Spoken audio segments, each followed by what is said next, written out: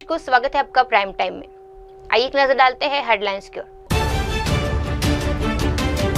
संजय राउत का हमला, निशिकांत दुबे पर फर्जी डिग्री का आरोप। श्रीखंड छड़ी यात्रा शुरू, 10 जुलाई को दर्शन करेंगे श्रद्धालु। खनन क्षेत्र में रोजगार बढ़ने की योजना पर बोले मंत्री रेड्डी। आइए देखते हैं खबर विस्तार से। संजय राउत ने निशिकांत दुबे पर फर्जी डिग्री का आरोप लगाया। मुंबई में शिवसेना यूबीटी नेता संजय राउत ने भाजपा नेता निशिकांत दुबे की टिप्पणी पर तीखा पलटवार किया है। राउत ने निशिकांत दुबे पर फर्जी डिग्री रखने का आरोप लगाते हुए कहा, फर्जी डिग्री वाला कोई व्यक्ति हमें कैसे बता सकता है कि हमें क्या करना चाहिए। उन्होंने आगे कहा कि महाराष्ट्र में हिंदी बोलने वालों से उनके अच्छे संबंध है और शिवसेना ने कभी उन पर हमला नहीं किया। संजय राउत ने मुख्यमंत्री देवेंद्र फडणवीस और उनकी पूरी कैबिनेट की चुप्पी पर भी सवाल उठाए हैं और कहा, आप किस तरह के मुख्यमंत्री हैं। निशिकांत दुबे ने बयान दिया है कि पटक के मारेंगे। बात ऐसी है, ये दलाल है, निशिकांत दुबे दलाल है। आप पूछिए सुप्रिया सुले को, ये एक दलाल है, ये दलाली करता है उद्योगपतियों की, ये कमीशन खोर है। मुंबई में भी उसकी दलाली चलती है। ये भारतीय जनता पार्टी के सब लोग हैं पाले हुए, ये उद्योगपतियों से फिरौती वसूलते सब। उसकी डिग्री फेक है। ये जो सांसद महुआ मोहित्रा है ना, आप उसकी इंटरव्यू लीजिए। दिल्ली यूनिवर्सिटी की डिग्री, फेक डिग्री जो संसद में पेश करता है, वो हमें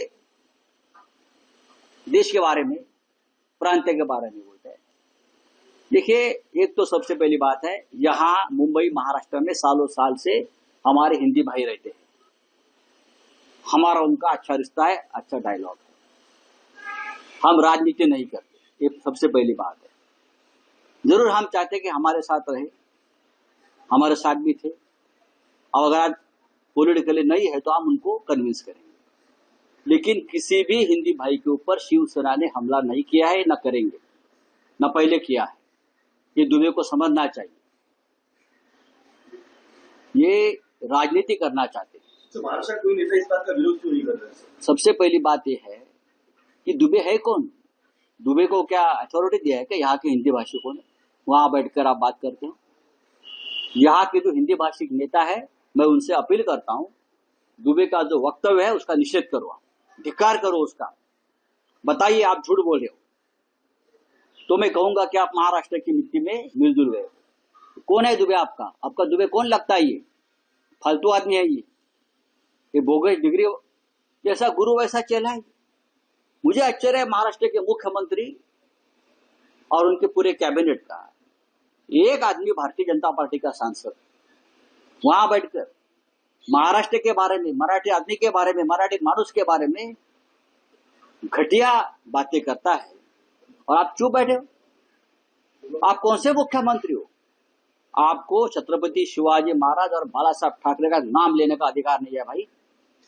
एकनाथ शिंदे अपने आप को डुप्लीकेट शिवसेना का नेता मानता है ना, दाढ़ी पे हाथ घुमाते फिरता है। निकाल दो दाढ़ी आपकी। अगर दाढ़ी में दम नहीं है ना तो दाढ़ी काट कर घूमो, नहीं तो हम आपकी दाढ़ी काट देंगे। क्या चल रहा है आपका? हाँ, इस्तीफा दे दो अगर मर्द हो तो। आप जाकर पूछो मोदी जी और शाह जी को, ये क्या चल रहा है महाराष्ट्र के बारे में? ये कैसी बातें हो रही है? यहाँ एक भी हिंदी भाषिक के ऊपर कभी हमला नहीं हुआ। आप मुझे बताइए, दिखाइए, आप बताइए क्या है ये? यहाँ लाखों हिंदी भाषिक रहते हैं। हम लोग हिंदी में बात, मैं भी हिंदी में बात कर रहा हूँ ना।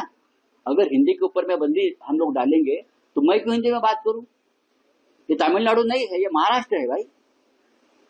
तो ये बात है, देवेंद्र फडणवीस, एकनाथ शिंदे, अजित पवार जो डेप्यूटी सीएम है, दो, ये उनकी जिम्मेदारी है कि दुबे को सीधा करो।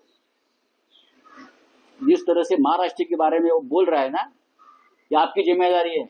आइए बढ़ते अगली खबर की ओर। दशनामी जूना अखाड़ा की श्रीखंड छड़ी यात्रा। दशनामी जूना अखाड़ा की श्रीखंड छड़ी यात्रा आज निर्मंडल से रवाना हो चुकी है। यहाँ पावन यात्रा श्रद्धालुओं को श्रीखंड कैलाश के पवित्र स्थल तक ले जाएगी, जहाँ वे 10 जुलाई को श्रीखंड महादेव के दर्शन करेंगे। श्रीखंड महादेव यात्रा हिमाचल प्रदेश की सबसे प्राचीन और महत्वपूर्ण धार्मिक परंपराओं में से एक है, जो भक्तों में आध्यात्मिक विश्वास और आस्था को बढ़ावा देती है।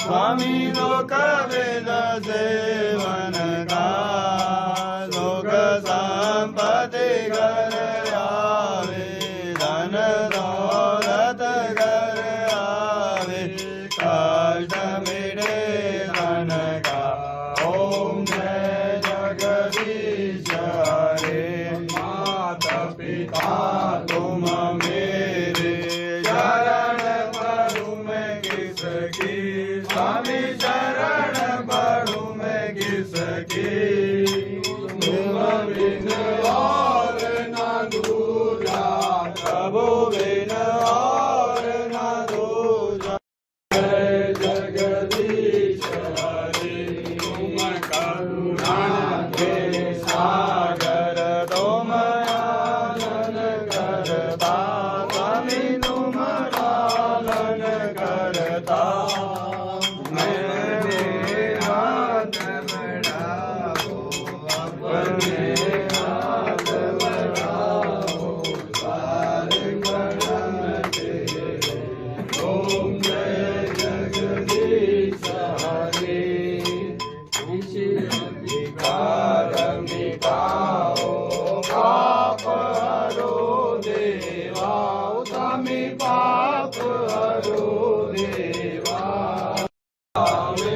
स्वामी प्रेम सहित गावे कह तो शिवानंद स्वामी मन भजत हरि हर स्वामी मन वांछित फल पावे ओम जय जगदीश हरे ओम जय जगदीश हरे स्वामी जय जगदीश हरे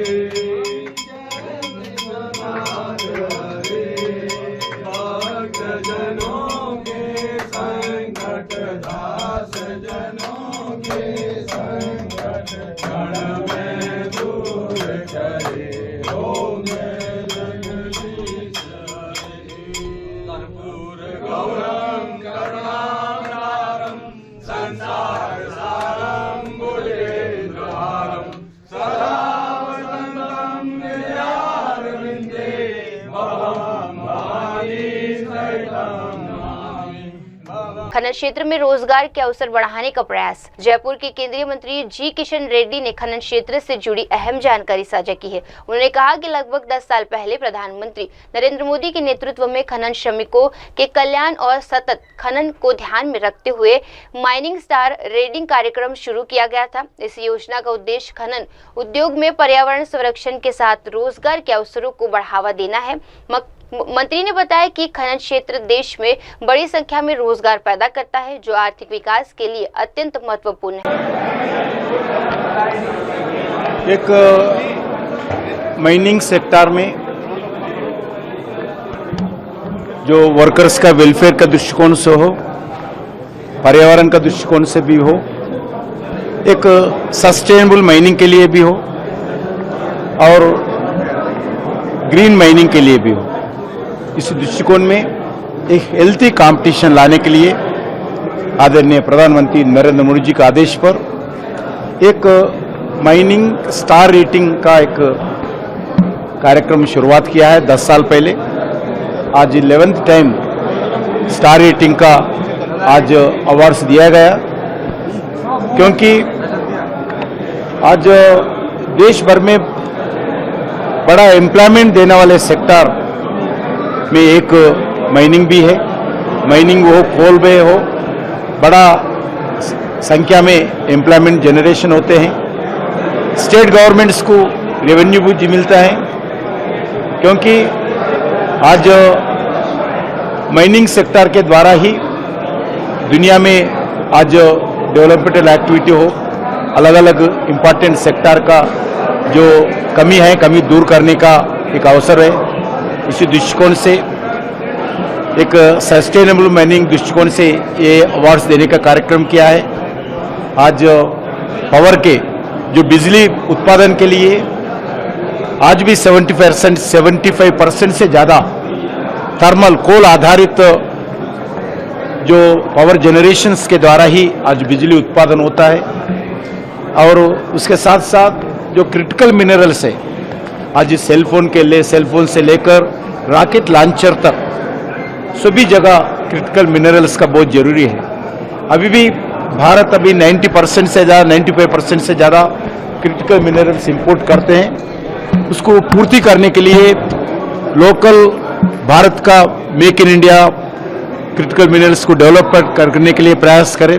उसके साथ साथ अलग अलग विदेशों में भारत का प्राइवेट कंपनी जाइए और भारत का सरकार का PSUs जाकर क्रिटिकल मिनरल्स को माइनिंग करके भारत लाने के लिए भी प्रधानमंत्री जी लगातार प्रयास करें। अभी माइनिंग मिनिस्ट्री 2-3 कंट्रीज में अभी इस विषय पर चर्चा कर रहे और अर्जेंटीना जैसा देश में 5 लिथियम ब्लॉक्स भारत सरकार अर्जेंटीना सरकार से बातचीत करके गवर्नमेंट टू गवर्नमेंट हम 5 ब्लॉक्स लिया है।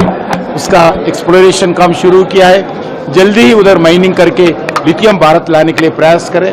वैसे ही राजस्थान में भी लिथियम ब्लॉक्स का आइडेंटिफाई किया है। इसी विषय पर भी चर्चा करें। जल्दी से जल्दी उसका पूरा L1 एक्सप्लोरेशन कंप्लीट करके उसका भी ऑक्शन करने का भी निर्णय सरकार लिया है। रेड्डी साहब बिहार के चुनाव चल रहे हैं और चुनाव आयोग वहां पर जिस प्रकार से वोटर लिस्ट का अपडेशन कर रहा है उसमें सवाल उठा रही है। तेजस्वी यादव ने कहा है कि मैं माइनिंग के लिए सीमित रहूंगा आज। सर माइनिंग से जुड़ा एक सवाल मैंने कहा कि 4 जो मिनरल थे माइनर मिनरल थे वो आपने भी क्रिटिकल मिनरल में शामिल किया है, जिसमें बेराइट भी है, माइका है, फेल्सबर्ग क्वार्ट्ज। तो रिएम्बर्समेंट स्टेट को जो नुकसान होना उसका कोई सेंटर में कोई देश के हित में ही देखते हुए क्रिटिकल मिनरल्स को देखते हुए इससे जो आप बताए उसमें कुछ क्रिटिकल मिनरल्स भी निकल रहे, इस दृष्टिकोण से कोई माइनिंग करने वाले कंपनी को नुकसान ना हो उससे देखते हुए हम गाइडलाइंस निकालने वाले हैं। एक सवाल हनुमानगढ़ को लेकर था सर। हनुमानगढ़ में क्रिटिकल मिनरल पोटास के ब्लॉक्स की ऑक्शन हुआ, उनमें से जो प्राइवेट कंपनी है हिंदुस्तान जिंक लिमिटेड उनको सर 3% के मात्र उस पर ही ऑक्शन कर दिया गया, जबकि ऑल इंडिया लिमिटेड को 15% पर हुआ है सर ऑक्शन। सर जो ओपन एक्शन करते हैं इसमें ट्रांसपेरेंसी के साथ करते हैं। अभी भी स्टडी कर लेना चाहिए। जो हम किसी कंपनी को कौन आ रहे कोई नहीं, पूरा 100% ट्रांसपेरेंसी के साथ काम करते हैं। जो लोग आते हैं उनको मिलेगा। सर EC एक बड़ा मैटर है, बहुत सारी माइंस रुकी हुई है EC की वजह से, एनवायरमेंटल क्लियरेंस को लेकर उसको कोई रोड आज राजस्थान के सरकार से भी बातचीत किया। सुबह मुख्यमंत्री जी घर में मीटिंग हुआ, उसमें भी चर्चा किया है। हम लगातार एनवायरमेंटल मिनिस्ट्री से फॉरेस्ट मिनिस्ट्री से बातचीत करें और उसमें भी उनका जितने भी कंडीशंस है कंडीशन देखते हुए जल्दी से जल्दी क्लियरेंस से देना चाहिए, ऐसा माइनिंग मिनिस्ट्री के द्वारा प्रधानमंत्री के समय चर्चा हुआ। जनवरी में एक नया गाइडलाइंस निकाला, उसके आधार पर थोड़ा स्पीडी एनवायरमेंट क्लियरेंसेस आज मिल रही हैं। आपने अपनी पहली गोल्ड माइन थी सर, वो भी उसमें इंटरनेशनल ऑर्बिटेशन में फंसी हुई है, उसको लेकर के आपकी तरफ से क्या प्रयास हो रहा है? वो अभी इंटरनेशनल आर्बिट्रेशन में है, जितना जल्दी हो सकता है, मगर वो माइंस 2 भी माइंस को हम जल्दी एक्शन करने वाले हैं। आज ही मैं राजस्थान सरकार से बातचीत किया, 2 माइंस जो है आर्बिट्रेशन रहने के बाद भी एक्शन करने के लिए निर्णय किया है। आइए बढ़ते अगली खबर की ओर। दिल्ली मंत्री सिरसा के बयान पर कांग्रेस की प्रतिक्रिया। दिल्ली के मंत्री मनजिंदर सिंह सिरसा द्वारा जीवन काल समाप्त वाहनों पर ईंधन प्रतिबंध रोक लगाने के बयान के बाद कांग्रेस नेता अभिषेक दत्त ने बड़ा बयान दिया है। अभिषेक दत्त ने कहा, अगर सिरसा जी ऐसा बयान दे दिया है तो बहुत ही चौंकाने वाला है। पिछले 100 दिनों में बीजेपी ने कई महत्वपूर्ण फैसलों में यू टर्न लिया है, जैसे 25,000 रुपए महिला सम्मान, 500 रुपए में गैस सिलेंडर और जहां झुग्गी वहां मकान योजना। दी अगर ये स्टेटमेंट सिरसा जी ने दिए तो बहुत शॉकिंग है। पिछले 100 दिन में जिस तरीके से भारतीय जनता पार्टी ने यू टर्न का काम करा है, भले ही महिलाओं सम्मान योजना के तहत 2500 रुपये देने की बात हो, 500 रुपये की गैस की सिलेंडर की बात हो, जहां झुग्गी वहां मकान की बात हो, इन सब चीजों पर इन्होंने यू टर्न लिया है। आज से लगभग 3 दिन पहले दिल्ली के सारे पेट्रोल पंपों पर 100 बाउंसर्स और पुलिस वाले खड़े हो गए ताकि जो गाड़ी पेट्रोल की 15 साल पुरानी और डीजल की 10 साल पुरानी है, वहां पे वो जैसे ही पेट्रोल डीजल बढ़ाने आएंगे तो उसको गाड़ी को जब्त कर लिया जाएगा। जब्त करने से इस नियम से पहले 2 दिन पहले ओला उबर को फायदा पहुंचाने के लिए पीक आवर्स में डबल इन्होंने पैसे कर दिए कि इनको पता था दिल्ली में लगभग 60 लाख गाड़ियां जब्त होंगी, तो लोग ऑफिस अपने काम पे कैसे जाएंगे, तो जाहिर सी बात है ओला उबर से जाएंगे। तो उन्होंने ओला उबर के पैसों को डबल कर दिया, पीक आवर्स में डबल और नॉन पीक आवर्स में 50% बढ़ा दिया। It was a very clear indication कि आज पैसे बढ़ा रहे हैं, 2 दिन बाद गाड़ियां सील होंगी, उसके बाद ओला उबर को फायदा होगा।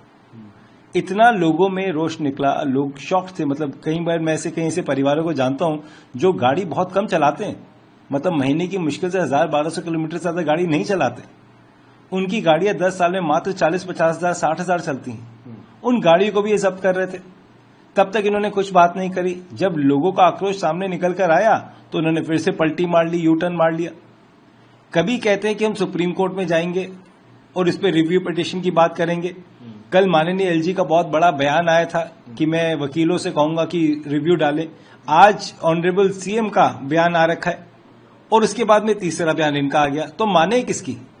एलजी साहब की माने, सीएम साहब की माने, सिरसा जी की माने? पहले तो ये तय करें।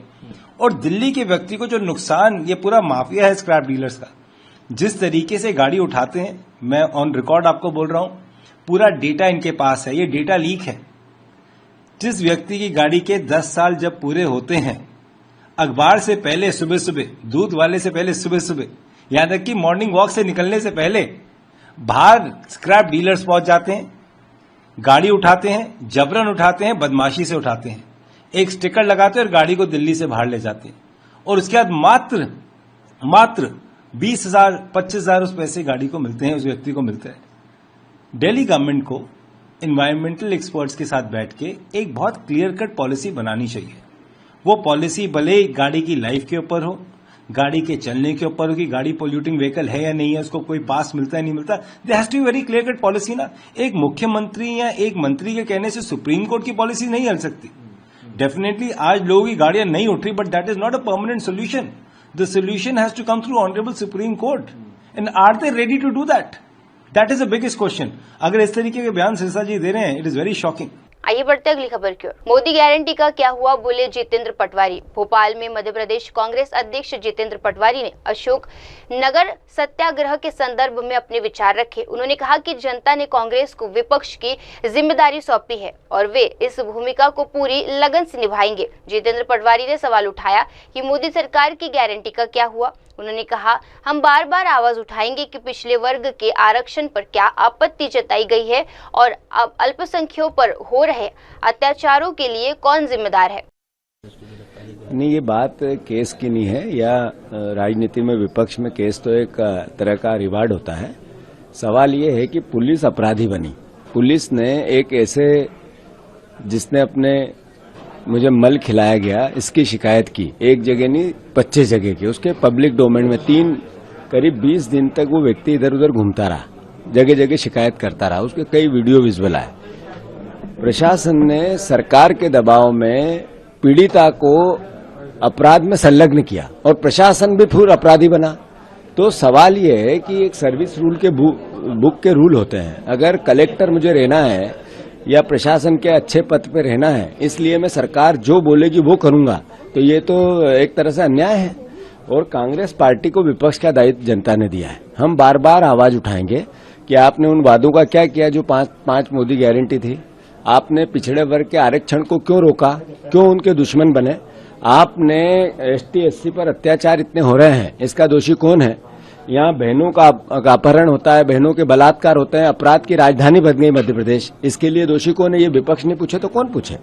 हमने पहले दिन सदन में नेता प्रतिपक्ष के पहले भाषण में कहा, हम सकारात्मक विपक्ष की भूमिका निभाना चाहते हैं। इसका मतलब है हम मध्य प्रदेश का विकास चाहते हैं। अगर सरकार को कमियां बताना अपराध है तो हाँ, हम ये अपराध करेंगे। अगर सरकार ये बात सोचती है कि हम उनकी FIR से, उनके जुल्म से एक कदम पीछे हटा लेंगे, एक भी कांग्रेस से नहीं करेगा। हम 4 कदम आगे बढ़कर सरकार से लड़ेंगे। ये सवाल कि बार अन्याय और अत्याचार करके कांग्रेस के कार्यकर्ताओं को जो डरने वाले थे वो बीजेपी में है, लड़ने वाले अब कांग्रेस में है। ये सरकार की आंखें खुले, कान सुने और किसी भी प्रकार से एक कदम भी हम पीछे नहीं हटेंगे, अपना दायित्व निभाएंगे, पर अहंकार नहीं रखेंगे, विनम्रता से। अशोकनगर में सभी नेता गिरफ्तारी देंगे आज। स्वाभाविक है, पूरी कांग्रेस का एक एक विधायक जा रहा है, सारे वरिष्ठ जन जा रहे हैं, हमारे प्रभारी जी जा रहे हैं, CWC के हमारे जो जितने सदस्य वो जा रहे हैं। मैं मानता हूं कांग्रेस का एक एक कार्यकर्ता, सारे जिला अध्यक्ष, सारे ब्लॉक अध्यक्ष, ये मैसेज है कि कांग्रेस का दायित्व कांग्रेस निभाएगी। हम भारतीय जनता पार्टी मोहन यादव की अराजकता से नहीं डरेंगे, लड़ेंगे। के शक में एक ही परिवार के 5 लोगों को मार दिया। ये नरेंद्र मोदी जी का नया भारत है, जिसमें अंधविश्वास सर चढ़ के बोल रहा है। टीकमगढ़ में भी 2 दिन पहले एक नरबली की घटना आई है सामने, तो मैं सोचता हूं कि ये फेलिवर है नरेंद्र मोदी का। जिस तरीके से देश बन रहा है, बेरोजगारी बढ़ रही है, आर्थिक अराजकता बढ़ रही है, गरीब गरीब होता जा रहा है, अमीर अमीर होता जा रहा है, अपराधी भारतीय जनता पार्टी के मुख्य नेता बन गए हैं, तो क्या होगा? अपराधियों को सबसे ज्यादा संरक्षण मिलता है तो सरकार के सारे लोगों से मिलता है, तो इस तरह का देश बनेगा। सर, बिहार में लगा लॉ एंड ऑर्डर की सिचुएशन खराब होती है आए दिन। नहीं, मध्य प्रदेश में होती जा रही है, वहां तो होती जा रही है, बिहार में भी हो रही है। मध्य प्रदेश बिहार एक जैसे हैं। आप देखोगे कि सेंसेक्स नरेंद्र मोदी के कहते हैं तो बिहार से ज्यादा आंकड़े खराब। आइए बढ़ते अगली खबर की ओर। प्रमोद तिवारी ने सम्राट चौधरी के बयान की निंदा की। दिल्ली में कांग्रेस के वरिष्ठ नेता प्रमोद तिवारी ने बिहार के उप मुख्यमंत्री सम्राट चौधरी के विवादित बयानों की कड़ी निंदा की है। उन्होंने कहा, मैं इन बयानों की निंदा करता हूं कि बिहार में 24 घंटे के अंदर 9 हत्याएं हुई है, जिनमें से 5 को जलाकर मार दिया गया है, खासकर पूर्णिया में। प्रमोद तिवारी ने बिहार की कानून व्यवस्था पर सवाल उठाते हुए कहा कि क्या मुख्यमंत्री नीतीश कुमार बेहोशी की स्थिति में है या भाजपा के दबाव में है। उन्होंने कहा, भाजपा और नीतीश सरकार को सत्ता में बने रहने का कोई अधिकार नहीं है। उन्होंने बिहार में जंगल राज लागू कर दिया है। लाखों लोग जो है वो छोड़ छोड़ के भागे बिहार। मैं सबसे पहले डिप्टी चीफ मिनिस्टर के इस घटिया बयान की निंदा करता हूँ। क्या नीतीश सरकार की यही भाषा है कि जो व्यक्ति मुख्यमंत्री रहा हो, केंद्रीय मंत्री रहा हो, जिसका सम्मान हो, जो एक राजनीतिक दल का अध्यक्ष है, उसके लिए इस तरह की भाषा का प्रयोग करने वाले डिप्टी चीफ मिनिस्टर को निकाल के बाहर कर देना चाहिए मंत्रिपरिषद से। जहां तक सवाल है, 24 घंटे में 9 हत्याएं, जिनमें 5 तो जला के मार दिए गए। अरे बिहार भारत के अंदर है या नहीं है? यहां भारत का कानून चलेगा या नहीं चलेगा? भारतवर्ष में इस तरह जंगल राज अगर कहीं है इस समय, तो उसका सर्वोच्च मैं कहूंगा हत्याएं हो रही हैं बिहार में। और पता नहीं नीतीश जी जाग रहे हैं या अर्ध जागृत अवस्था में हैं, या उनको अब उनके बस का नहीं रहा है शासन चलाना। भारतीय जनता पार्टी उनके साथ क्या कर रही है मैं नहीं जानता। भारतीय जनता पार्टी के दबाव में ये वो नीतीश तो नहीं है जिस नीतीश को हम लोग जानते थे। मैं सिर्फ इतना कहना चाहता हूं, भारतीय जनता पार्टी और नीतीश कुमार की सरकार को सत्ता में बने रहने का अधिकार नहीं है। इन्होंने रूल ऑफ जंगल लागू कर दिया है, वहां पे कानून का राज नहीं। सर, राज ठाकरे उद्धव ठाकरे दोनों साथ आए हैं। बात हो रही मराठी अस्मिता, मराठी भाषा की।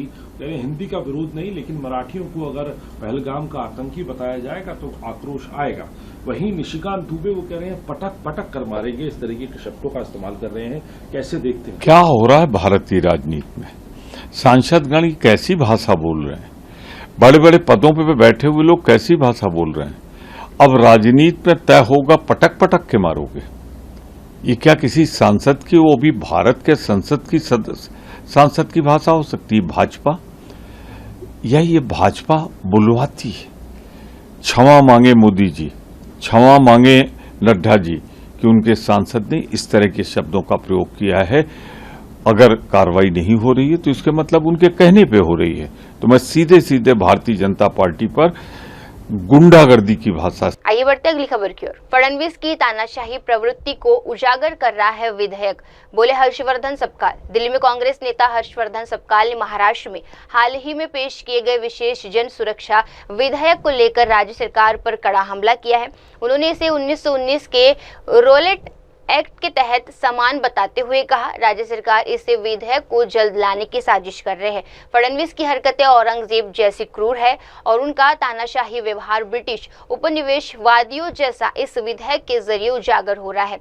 सबकाल ने आगे कहा कि ये विधेयक लोकतंत्र पर सीधे हमला है और कांग्रेस इसका विरोध करेगी। उनका आरोप है कि भाजपा और आरएसएस के विकास से सामान्य और ये विधेयक इसी के तहत लगाया जा रहा है। जन सुरक्षा कानून नाम का एक कानून महाराष्ट्र लाने के लिए बेकरार है और पिछले लंबे समय से वो इसको लाने का प्रयास निरंतर करते आ रहे हैं, मगर अभी इसको इसी विधानसभा में उसको पारित करने का उनका पूरा षड्यंत्र है। ये कानून जो है, ये कानून 1919 में रोडेट एक्ट नाम से एक कानून आया था, जिसमें कभी भी किसी को भी कहीं पर भी आप अरेस्ट कर सकते हो, बिना कोई कंप्लेंट, बिना जांच आप उसको सलाखों के पीछे डाल सकते थे। ये जैसा कानून था वैसा ही कानून, रोडेट एक्ट जैसा ही कानून फडणवीस लाने जा रहे हैं। फडणवीस जी का जो कारोबार है वो एक तरफ औरंगजेब जैसा क्रूर है, तो दूसरी तरह अंग्रेजों जैसा तानाशाहपूर्ण उनका जो रवैया है वो इस विधेयक के माध्यम से उभर कर सामने आ रहा है। अर्बन नक्सलाइट नाम की कोई चीज है ही नहीं, क्योंकि जन सुरक्षा कानून के माध्यम से भारत सरकार कहती है कि अर्बन नक्सलाइट कोई नाम की चीज नहीं है। अर्बन नक्सलाइट एक किसको कह रहा है? तो ये शिव शाहू फुले अम्बेडकर का जो विचार है, जो परिवर्तन का विचार है, जो अध्यात्म से उभरा हुआ विचार है, जिसको हम पुरोगामी विचार कहते हैं, जिसको प्रोग्रेसिव आइडियोलॉजी जिसे बोलते हैं, ये सारी प्रोग्रेसिव आइडियोलॉजी से राष्ट्रीय स्वयंसेवक संघ को और भाजपा को ऐतराज है। और इस ऐतराज को चलते हुए यदि आप कोई सुधार की बात करोगे, यदि आप कोई प्रोग्रेसिव थॉट रखोगे, तो आपको हम सलाखों के पीछे डालेंगे। ये सीधा हमला हमारे गणतंत्र पर है। हमारे गणतंत्र के साथ साथ इस देश में तानाशाह लाने का ये पुरजोर प्रयास भारतीय जनता पार्टी कर रही है और हम कांग्रेस पार्टी के जानिब से हम इसके विरोध में और इसके खिलाफ में रहेंगे।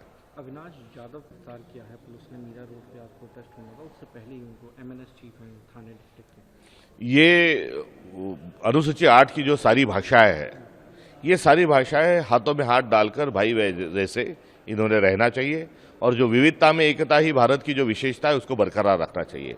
मगर हम देख रहे हैं कि ये विविधता को भारतीय जनता पार्टी को ऐतराज है और इस विविधता को खत्म करने की जो साजिश वो कर रहे हैं।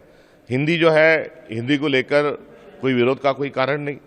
हिंदी जो है ये अनुसूची जो 8 है उसमें 22 भाषाओं में एक है, मगर हर मामले में हिंदू मुस्लिम, हर मामले में भारत पाकिस्तान करना ये भारतीय जनता पार्टी का एक एजेंडा है और इसके चलते वहाँ हर मातृभाषा का सम्मान है, केवल मराठी का नहीं, अन्य मातृभाषाओं का भी सम्मान है, जिनकी हिंदी मातृभाषा है उनका भी सम्मान है और सभी जो भाषा है वो भाषाओं का इसमें सम्मान रखने का एक हमारी सीख है और हमारा संविधान भी उसी प्रकार से कहता है। मगर ये इस प्रकार से पोलराइजेशन करने के लिए कुछ ताकतें ये काम कर रही है और उसी ताकत का वो नतीजा है कि इस प्रकार से घिनौनी घटना वहाँ पर उसको अंजाम दिया गया। भाषा को लेकर जो विवाद, आरएसएस ने कहा सभी भाषाएं राष्ट्रभाषा है, विवाद नहीं होना चाहिए भाषाओं को लेकर। यदि ऐसा है तो एक देश, एक भाषा, एक खान पान, एक dress code, one nation one election, ये सारा क्यों कहते हो?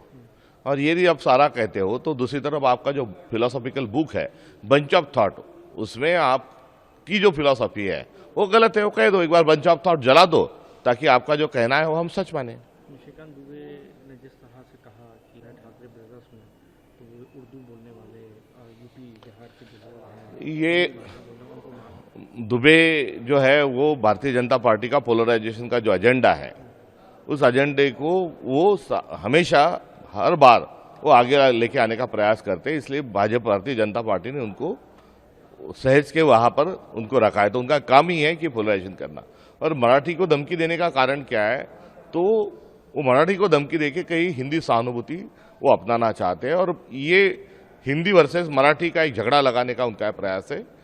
ये उनकी राजनीतिक एक साजिश है और उस राजनीतिक साजिश के पीछे उनकी विकृत मानसिकता भी कहीं ना कहीं छुपी हुई है। एक आखिरी सवाल कहा कि हम हिंदी भाषा के खिलाफ नहीं, लेकिन जो लोग पहलगाम आतंकियों से हम लोगों की तुलना कर रहे हैं, असली में वही मराठी विरोधी और मराठी अस्मिता के हत्यारे हैं।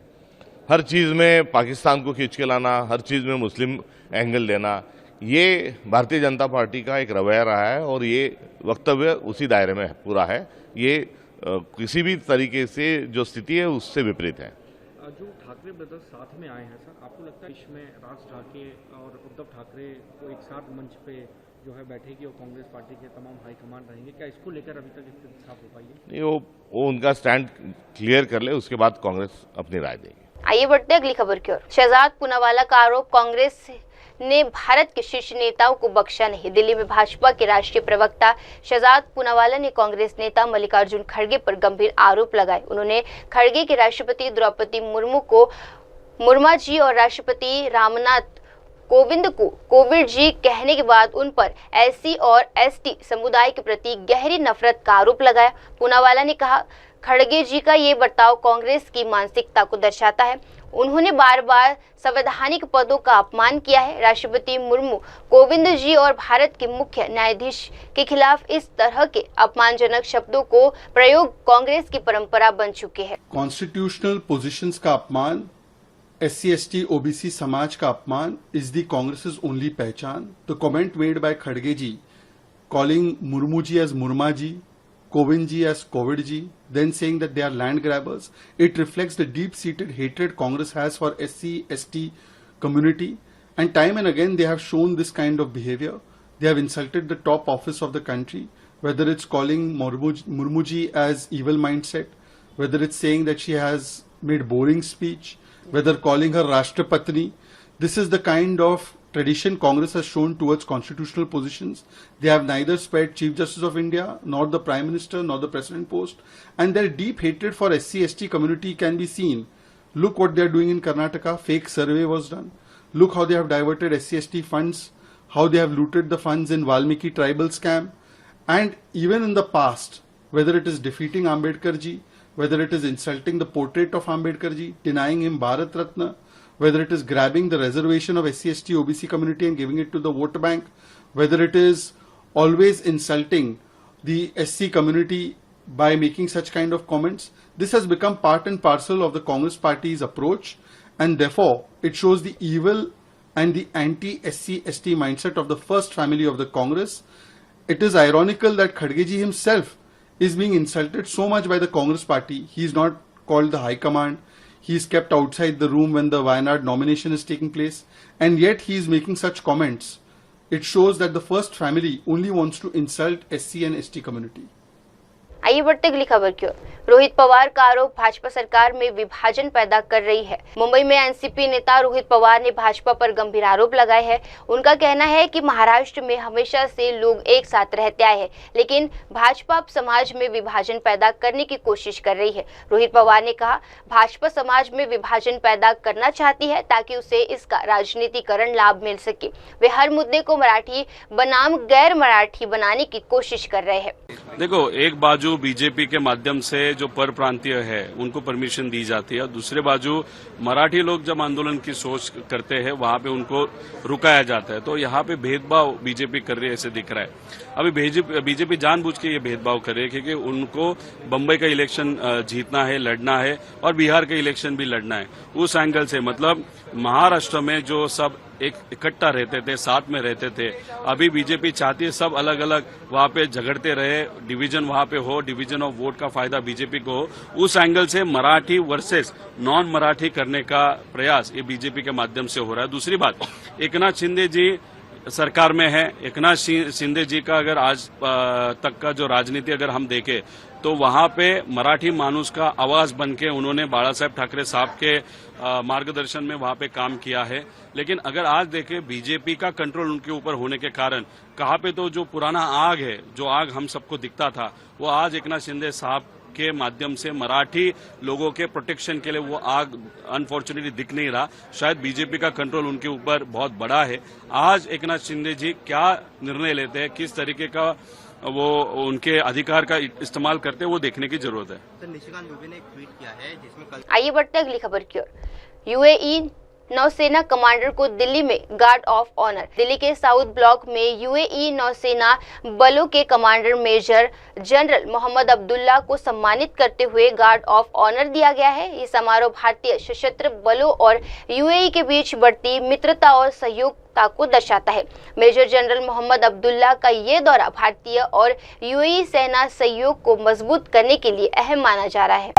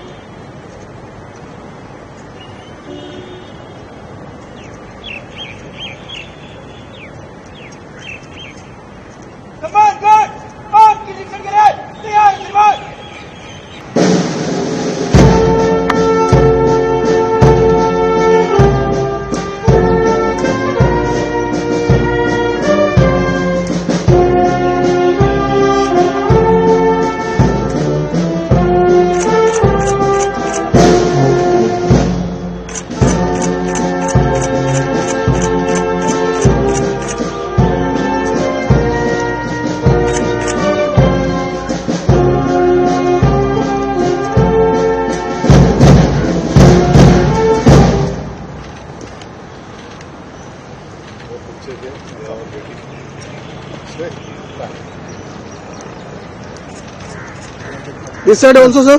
Sir, this side, please.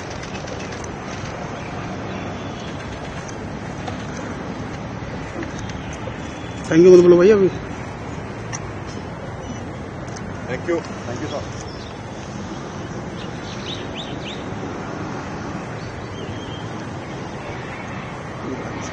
आपके बीच में आ गए.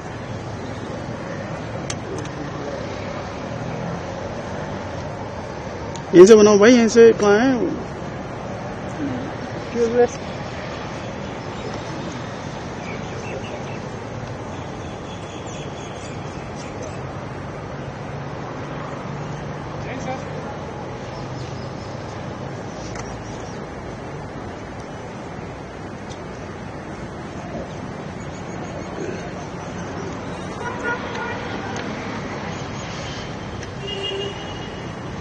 अगली खबर की ओर। महाराष्ट्र में मोर्चा निकालने के लिए अनुमति जरूरी, बोले देवेंद्र फडणवीस। महाराष्ट्र के मुख्यमंत्री देवेंद्र फडणवीस ने मीरा भाईंदर मनसे मोर्चे के संदर्भ में बयान दिया है। उन्होंने कहा, महाराष्ट्र एक लोकतांत्रिक राज्य है और यदि कोई मोर्चा निकालना चाहता है तो वे अनुमति लेकर ऐसा कर सकता है। फडणवीस ने यह भी बताया कि पुलिस द्वारा यातायात और भीड़ प्रबंधन जैसे पहलुओं को ध्यान में रखते हुए मोर्चे का मार्ग तय किया जाता है। पुलिस आयुक्त ने मुझे बताया कि उन्हें मार्ग बदलने के लिए कहा गया था, लेकिन वे उसी मार्ग पर जाने पर अड़े रहे, इसीलिए पुलिस ने उनकी मांग को खारिज कर दिया है। महाराष्ट्र में किसी भी मोर्चे को इजाजत है, ये लोकतांत्रिक राज्य है। कोई भी मोर्चा निकालना चाहे तो परमिशन लेकर निकाल सकता है, लेकिन जब कोई परमिशन लेता है तो उसका रूट किस प्रकार से होना चाहिए। अगर रूट में कई ट्रैफिक के प्रॉब्लम्स है, अगर रूट में कोई ऐसी जगह है कि जहां पर स्टैम्पिड जैसी अवस्था हो सकती है, कुछ ऐसी चीजें होगी तो पुलिस रूट चेंज करने को कहती है। तो मैंने जब पुलिस कमिश्नर से पूछा तो पुलिस कमिश्नर ने मुझे कहा कि हमने उनको रूट चेंज करने के लिए कहा था, लेकिन वो एडमंट थे कि हमको यही रूट लेना है, इसलिए पुलिस ने उसको नकारा है। प्रयोगशाला के तौर पे देखा जा रहा है क्या? हिंसा की पूरा रूट जो है, जो राजनीति के लिए प्रयोगशाला के तौर पे देखा जा रहा है क्या? देखिए, मुझे ऐसा लगता है कि मैं महाराष्ट्र के मिजाज को जानता हूं। महाराष्ट्र का मिजाज ऐसा है कि इस प्रकार के प्रयोग यहां चलेंगे नहीं। जो मराठी आदमी है वो बड़े दिल का है, क्योंकि भारत पर जब आक्रमण हुआ तो मराठी आदमी ने केवल महाराष्ट्र का विचार नहीं किया, पूरे भारत का विचार किया। इसलिए मराठी आदमी कभी छोटा सोच नहीं सकता, कभी संकुचित सोच नहीं सकता। इसलिए कोई प्रयोग करने की कोशिश भी करे तो नहीं हो पाए। आइए बढ़ते हैं अगली खबर की ओर। पूर्णिया में जादू टोंडा संदेह में 5 की हत्या। पूर्णिया के टोटगाला आदिवासी गांव में जादू टोंडा के संदेह में 5 लोगों को जिंदा जलाए जाने की घटना ने पूरे इलाके में दहशत फैला दी है। भाजपा विधायक विजय खेमका ने इस घटना को दुखद और चौंकाने वाली बताया है। उन्होंने कहा कि कल मैं घटनास्थल पर DIG, SP, DM और अन्य अधिकारियों के साथ गया था। सक्रिय पुलिस प्रयासों से 5 मृतकों के शव बरामद किए गए हैं और 3 आरोपियों को गिरफ्तार कर लिया गया है। पूर्णिया जिला के पूर्णिया ईस्ट ब्लॉक के रजीगंज पंचायत का टेटगामा आदिवासी गांव है। वहां जो एक ही परिवार के 5 लोगों की जिस ढंग से हत्या हो गई, ये बहुत ही दुखद, पीड़ादायक, दुर्भाग्यपूर्ण और स्तब्ध कर देने वाली घटना है। और हम सब और खासकर मैं भी उस गांव में कई बार पहले से भी जाता रहा हूं। इस तरह की कोई स्थिति वहां पर कभी सुने नहीं हम लोगों ने, लेकिन ये एकाएक जो घटना हुई, पीड़ित परिवार के साथ हमारी संवेदना है। और कल मैं घटनास्थल पर भी था और पुलिस प्रशासन भी सक्रिय थी और वहां पर जो हमारे प्रमंडल के DIG हैं, SP हैं, DM है, सारा पुलिस महकमा वहां था। और पुलिस की सक्रियता से 5 जो मृतक थे उनके शव को बरामद किया गया और बरामद करने के बाद वहां उसमें जो संलिप्त 3 ऐसे लोग थे उनको गिरफ्तार भी किया और पुलिस उसकी जांच भी कर रही है। और हम उस परिवार के जो और लोग थे, उनकी बहन जो बीरपुर में रहती है, उनका एक बेटा जो घटना के बाद वहां से भाग गया था, तो वो सब मुफस्सिल थाना रानी पतरा में रात को मिले। पुलिस तो उन लोगों से अपना बयान ले ही रही थी, पूछताछ कर रही थी, लेकिन मैं भी उस पीड़ित परिवार से मिला, उनसे भी जानकारी लिया। और कोई भी इसमें जो अपराधी हैं वो बचेंगे नहीं, इसलिए कि ये सरकार संवेदनशील सरकार है। अपराध का यहाँ पर कहीं स्थान नहीं है, अपराधी चाहे कितना ही बड़ा हो। और इस अपराध में तो आदिवासी परिवार को आदिवासी परिवार ने ही इस तरह का हत्या करने का काम किया है। और बड़ी विभत्स हत्या थी, मारपीट करके फिर उनको जलाना, जला करके फिर गाड़ना और बहुत दूर तक ले जा करके गाड़ना। मैं पुलिस की सक्रियता की प्रशंसा करता हूं। अपनी सक्रियता के माध्यम से लाश को भी बरामद किया और वहां पर गांव में इतना दहशत है। मैं जो रात को वहां था तो पूरा गांव खाली था, कोई वहां पर नहीं है। लेकिन मैं इतना कह सकता हूं कि उसमें जो भी अपराधी संलिप्त हैं, एक ट्रैक्टर और ट्रैक्टर मालिक भी मिला है।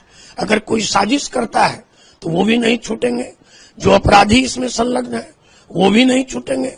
सबका स्थान काल कोठरी में है। और उन 5 जो उसमें मृतक थे वो उनका पोस्टमार्टम करके और हमारे जिला प्रशासन के लोगों ने अपने सामने में उनकी अंत्येष्टि करवाने का काम किया है। और इस परिवार को ये NDA की सरकार, जो विकास और सुशासन की सरकार है, न्याय की सरकार है, उनको न्याय दिलवाने का काम करेगी।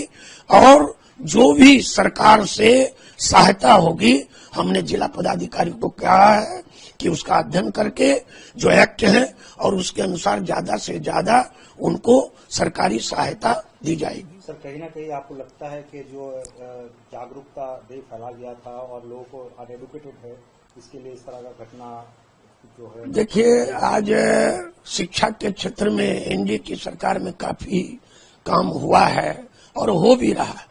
आज हम अपने पूर्णिया विधानसभा की अगर बात करें, जिस विधानसभा में ये टेटगामा और घटना हुई है, ऐसा कोई पंचायत नहीं है जहां प्राथमिक विद्यालय, मध्य विद्यालय, हाई स्कूल, +2 नहीं हो गया। पूर्णिया में आज यूनिवर्सिटी है, मेडिकल कॉलेज है, इंजीनियरिंग कॉलेज है, लॉ कॉलेज है, एग्रीकल्चर कॉलेज है। और सरकार का शिक्षा के प्रति अवेयरनेस का कार्यक्रम बराबर चलते रहता है। इसलिए अंधविश्वास या इस तरह का भ्रम में रह करके कोई भी इस प्रकार की चीज होती है तो उसका आज के समाज में कोई स्थान नहीं है। लेकिन इसमें तथ्य क्या है, क्या बातें हैं, इसका जो पूर्णिया की पुलिस उद्भेदन करेगी। और सरकार ने तो अब इस पर SIT भी गठन कर दिया है। इसीलिए करके आप इसी से समझ सकते हैं कि सरकार जो है न्याय के प्रति कितनी संवेदनशील है कि घटना हुई और घटना के साथ ही 6-7 घंटे के अंदर पुलिस ने जो है लाश को भी, जो शव है उसको भी बरामद किया, अपराधी को भी पकड़ने का काम किया है और भी उसमें लगी हुई, और सरकार ने SIT का भी गठन कर दिया ताकि इस तरह की जो घटना है, जो शर्मनाक घटना है, दुखद घटना है, पीड़ा देने वाली घटना है, दुर्भाग्यपूर्ण घटना है, इस तरह की घटना भूतो न भविष्यति, कभी कोई इस तरह का सोच नहीं बनावे, अंधविश्वास की ओर नहीं जाए, भ्रम में न रहे। अगर किसी को कोई बीमारी है तो हमारे यहाँ बड़े बड़े हॉस्पिटल हैं, पंचायत तक अस्पताल का निर्माण इस NDA की सरकार में हुआ है। और ये तो सब जानते हैं कि मोदी जी की और नीतीश जी की सरकार कमिटेड सरकार है। हम जो कमिट करते हैं, हम जो कहते हैं उसको पूरा करते हैं। इसलिए करके किसी को किसी प्रकार की बीमारी हो तो वो अपना इलाज अस्पताल में जाके करवावें। किसी को कोई दिक्कत है तो हमारे यहाँ तो 112 नंबर हम लोगों ने इशू किया है पुलिस का, जो है कहीं कुछ होने पर आज 112 नंबर के दबाते के साथ, कहते के साथ पुलिस वहां पहुंच जाती है और उसका समाधान करती है। इसलिए सवाल उठा रहे हैं सरकार। नहीं, देखिए, आइए बढ़ते अगली खबर की ओर। गिरिजाराज सिंह का आरोप, नीतीश कुमार को बदनाम करने की साजिश। केंद्रीय मंत्री गिरिजाराज सिंह ने बिहार में बढ़ते अपराधों को लेकर गंभीर आरोप लगाए हैं। उनका कहना है कि बिहार में आतंक फैलाकर और अपराधों के माध्यम से नीतीश कुमार की छवि को बदनाम करने की साजिश रची जा रही है। गिरिजाराज सिंह ने ये भी कहा कि ये साजिश एक राजनीतिक गिरोह द्वारा की जा रही है जो नीतीश कुमार के नेतृत्व को कमजोर करने की कोशिश कर रही है। उन्होंने आरोप लगाया कि कुछ लोग जानबूझकर नीतीश कुमार के खिलाफ ये प्रयास कर रहे हैं और इसका पर्दाफाश होने वाला है। मैं तो तीसरा आरोप लगा रहा हूं, बिहार में नीतीश कुमार को बदनाम करने के लिए एक षड्यंत्र रचा जा रहा है कि आतंक फैलाओ, अपराध करो और अपराध राजनीतिक संरक्षित अपराध, ये कुछ लोग साजिश करके नीतीश कुमार को बदनाम करने के लिए कर रहे हैं। आइए बढ़ते अगली खबर की ओर। सीएम पुष्कर सिंह धामी की कांवड़ यात्राओं को लेकर पुलिस अधिकारियों से बैठक। उत्तराखंड के मुख्यमंत्री पुष्कर सिंह धामी ने आगामी कांवड़ यात्रा को लेकर पुलिस अधिकारियों के साथ एक महत्वपूर्ण बैठक की है। इस यात्रा की शुरुआत 10 जुलाई से होनी है और सीएम धामी ने अधिकारियों से सुनिश्चित किया कि यात्रा के दौरान सुरक्षा व्यवस्था और व्यवस्थाओं की पूरी तरह से व्यवस्थित रखा जाए। सीएम ने अधिकारियों से ये भी आग्रह किया कि कांवड़ियों की सुरक्षा और सुविधा सुनिश्चित करने के लिए सभी आवश्यक कदम उठाए जाएंगे। आइए बढ़ते अगली खबर की ओर। गिरिजा व्यास का लंबा और प्रेरणादायक राजनीतिक सफर। राजस्थान के कांग्रेस के पूर्व अध्यक्ष और वरिष्ठ नेता गिरिजा व्यास को अंतिम विदाई देते हुए पूर्व मुख्यमंत्री अशोक गहलोत ने भावुक श्रद्धांजलि दी। उन्होंने कहा कि गिरिजा व्यास का राजनीतिक जीवन बेहद समर्पित और प्रेरणादायक रहा। गहलोत ने कहा उनका लंबा सफर रहा। वे केंद्रीय मंत्री बनी, प्रदेश कांग्रेस अध्यक्ष बनी, महिला कांग्रेस की अध्यक्ष बनी और कई जिम्मेदारियां बखूबी निभाई। ये अल्पनीय था, हम सभी स्तंभ है। को मैं जानता हूं, जब वो जिला कांग्रेस उपाध्यक्ष थे, मैं मेंबर पार्लियामेंट बन गया था। लंबा सफर उन्होंने तय किया, लगातार फिर अध्यक्ष बनी वो, फिर वो केंद्रीय सरकार में वो मंत्री बनी हमारे साथ में, मैं भी मंत्री था साथ में, फिर प्रदेश कांग्रेस अध्यक्ष बनी। जब मैं मुख्यमंत्री था तब अध्यक्ष वही थी, वही बनी, फिर केंद्रीय मंत्री पुनः बनी। तो लंबा सफर उन्होंने तय किया, महिला कांग्रेस अध्यक्ष बनी। तो एक बहुत अनुभवी नेता थी और जिस प्रकार से वो हादसा हुआ ना, उसको कोई भूल नहीं सकता। मुख्य तकलीफ इस बात की हम सबको है आज भी कि हादसा ऐसा हुआ कि जिसकी कोई कल्पना नहीं कर सकता था। इसलिए हम सबको आज भी दुख है। हम तो श्रद्धांजलि अर्पित करते हैं और उनके परिवार वाले बहुत ही सेवा की उन्होंने, मैं खुद गया वहाँ अहमदाबाद के अस्पताल में, तो पूरा परिवार वहाँ रात भर बैठते थे वहाँ पे लगातार, आखिर में बच नहीं पाई वो। सोनिया गांधी जी ने खुद ने बहुत इंटरेस्ट लिया, मैं उनके संपर्क में था, उनका फ़ोन भी आया, तो वो खुद बहुत दुखी थी कि भाई ये घटना कैसे हो गई और इनका पूरा ख्याल रखे कैसे बच सकती है क्या। तो मैडम ने खुद ने बहुत इंटरेस्ट लिया। राहुल गांधी जी ने फ़ोन किया, सोनिया जी ने फ़ोन किया इनके गोपाल को, तो पूरा गांधी परिवार भी जो है चिंतित रहा इनके लिए। और ये गांधी परिवार की खूबी भी है, जो लोग बोलते हैं, आलोचना करते हैं, वो ऐसे लोग हैं जिनको कोई उनकी संवेदनहीनता वो लोग रखते हैं। जो संवेदनशील लोग हैं, मालूम है गांधी परिवार अपना आप में बहुत संवेदनशील है, ये मैं 40 साल से देख रहा हूँ।